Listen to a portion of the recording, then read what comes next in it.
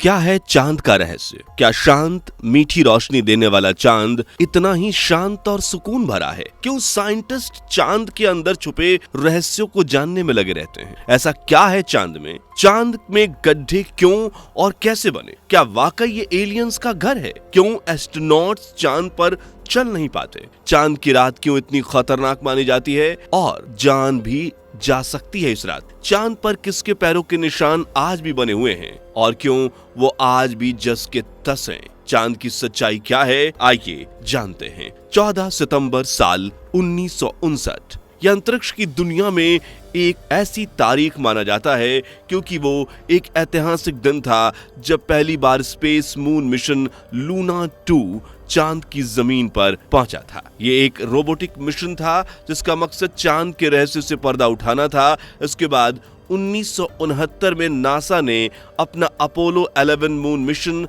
Launch किया, जिसके जरिए पहली बार इंसान भी चंद्रमा तक पहुंच गया था। और एस्ट्रोनॉट नील आर्मस्ट्रॉन्ग पहले ऐसे व्यक्ति थे जिनके कदम चांद पर पड़े और नील के साथ दूसरे एस्ट्रोनॉट बज एल्ड्रिन नासा की टीम से इस मून मिशन के दौरान चांद के कई रहस्यों को उजागर करने पहुंचे और नासा सहित पूरी दुनिया को चांद के बारे में जानने का मौका मिला।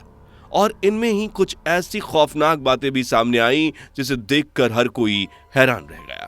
लेकिन इन रहस्यों को जानने से पहले चलिए ये समझते हैं कि चांद बना कैसे, क्योंकि किसी भी टूर पर जाने से पहले हमें उस जगह के बारे में जानकारी होनी जरूरी है।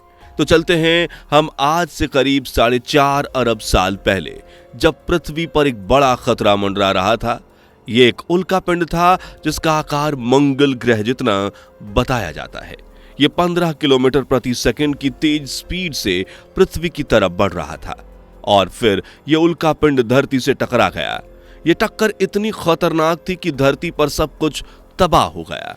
जो छोटे छोटे हल्के पदार्थ थे वो अंतरिक्ष में पहुंच गए, लेकिन गुरुत्वाकर्षण के कारण ये सभी लाइट वेट पार्टिकल्स धीरे धीरे आपस में जुड़ते गए और इस तरह हमारे चांद का निर्माण हुआ, जिस पर जाना नामुमकिन सा था। लेकिन साइंटिस्ट वैज्ञानिक दुनिया ने इतनी तरक्की की कि इस नामुमकिन से दिखने वाले काम को मुमकिन बना दिया और आज कई देश एक दूसरे से आगे बढ़ने की होड़ में अमेरिका, भारत, जापान जैसे तमाम देश चांद के रहस्यों को जानने के लिए अपने मून मिशन वहां भेजने की तैयारी में जुटे रहते हैं।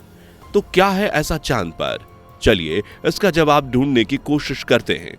चांद की जमीन से जो बड़े उबड़ खाबड़ गड्ढों से भरी पड़ी है, ये वही गड्ढे हैं जिन्हें धरती से देखने पर ये धब्बों की तरह दिखाई देते हैं और बताया जाता है कि इन क्रैटर्स का निर्माण उल्कापिंडों के चांद पर गिरने की वजह से हुआ है। चांद पर अंतरिक्ष से कुछ समय बाद उल्कापिंडों की बौछार होती रहती है, इसलिए यहाँ की जमीन ऊंची नीची है जिस पर चल पाना बहुत मुश्किल होता है। उसके गड्ढों की वजह से नहीं बल्कि यहाँ के वायुमंडल की वजह से। चांद पर वायुमंडल बहुत ही पतला और कमजोर है, जिसे एक्सोस्फीयर कहते हैं। इसमें ऑक्सीजन मौजूद नहीं है, इसलिए एस्ट्रोनॉट जब चांद की जमीन पर कदम रखते हैं तो उन्हें अपना स्पेस सूट पहनना पड़ता है ताकि सूट के पीछे ऑक्सीजन सिलेंडर की मदद से ऑक्सीजन मिल सके और सांस लेने में आसानी हो। यहाँ न सिर्फ सांस लेने में दिक्कत होती है बल्कि यहाँ चलना भी बहुत मुश्किल है, क्योंकि चांद की जो ग्रेविटेशनल फोर्स है वो पृथ्वी के मुकाबले 6 गुना कम है। इसलिए एक व्यक्ति का वजन अगर पृथ्वी पर 60 किलो है तो वो चांद पर 10 किलो ही रह जाता है और इंसान खुद को हल्का महसूस करता है। ग्रेविटेशनल फोर्स की कमी के कारण ही नील आर्मस्ट्रॉन्ग भी चांद पर उछलते हुए चल रहे थे और इसी तरह इनके साथ भी आगे बज एल्ड्रिन बढ़ रहे थे। इन लोगों के कदमों के निशान आज भी यहाँ मौजूद हैं, क्योंकि हवा ना होने की वजह से ये निशान जस के तस बने हुए हैं। और तो और इनके द्वारा फेंके गए बैग्स भी जो यहाँ यूज किए गए थे वो भी आज वैसे ही बरकरार हैं। इन बैग्स में एस्ट्रोनॉट को यूरिन वगैरह था। एस्ट्रोनॉट की टीम जब धरती पर आई तो ये अपने साथ करीब 300 से ज्यादा चांद के टुकड़े लेकर आई ताकि इन पर रिसर्च की जा सके। 3,84,400 किलोमीटर फासला है चांद और पृथ्वी के बीच और चांद हमारी पृथ्वी का एक चक्कर पूरा करने में 27.3 दिन का समय लगाता है। चांद अपने अक्ष पर भी एक राउंड इतने ही समय में पूरा करता है। चांद का एक दिन करीब 14 दिन का होता है और रात भी 14 दिन की होती है।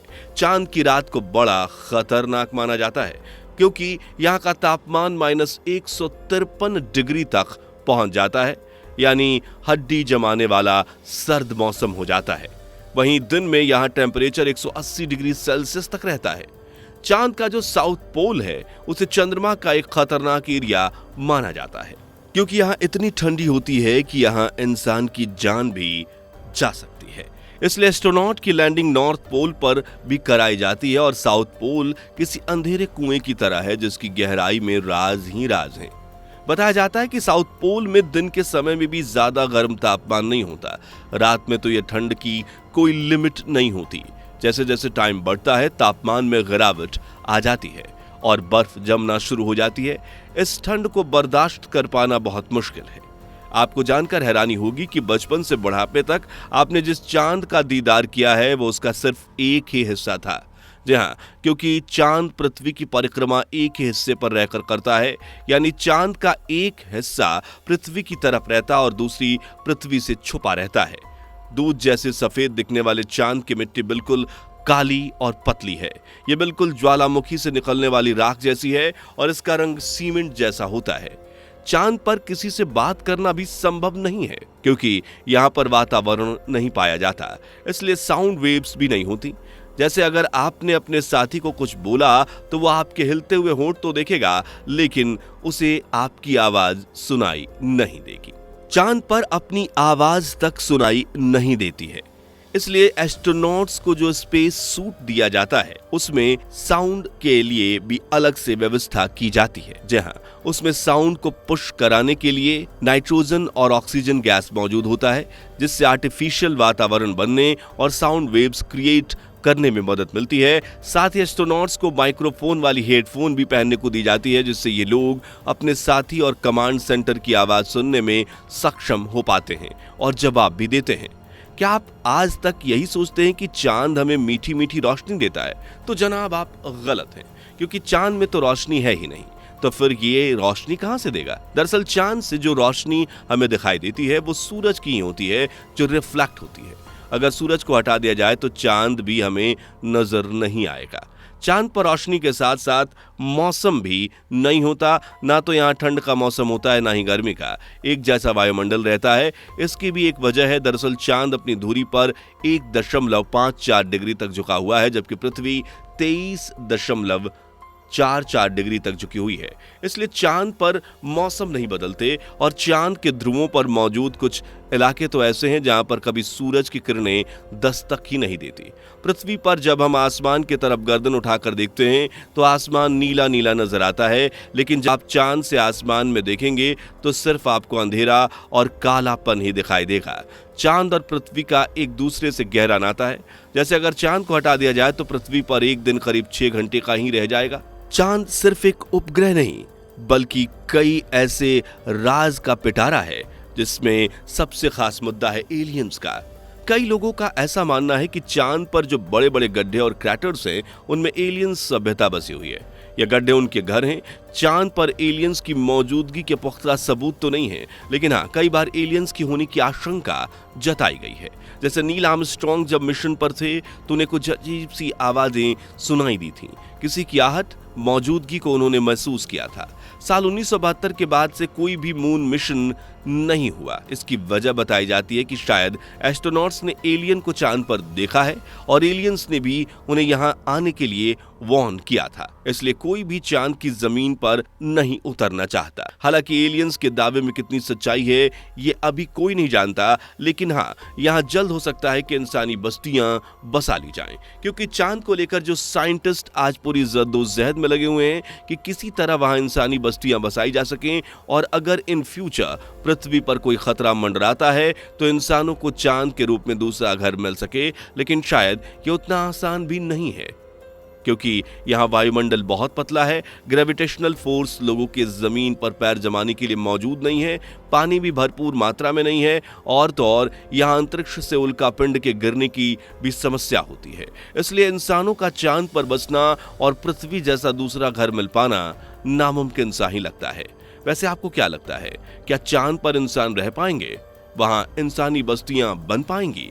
अपनी राय कमेंट सेक्शन में बताएं। वीडियो पसंद आई हो तो इसे लाइक शेयर करके चैनल को सब्सक्राइब कर लीजिए, और हाँ, बेल आइकन को प्रेस करके रखिएगा ताकि सबसे पहले वीडियो आपको ही मिले। दोस्तों, आपको स्क्रीन पर 2 और वीडियोस दिखाई दे रही हैं, जिसे देखने के लिए स्क्रीन पर क्लिक करें।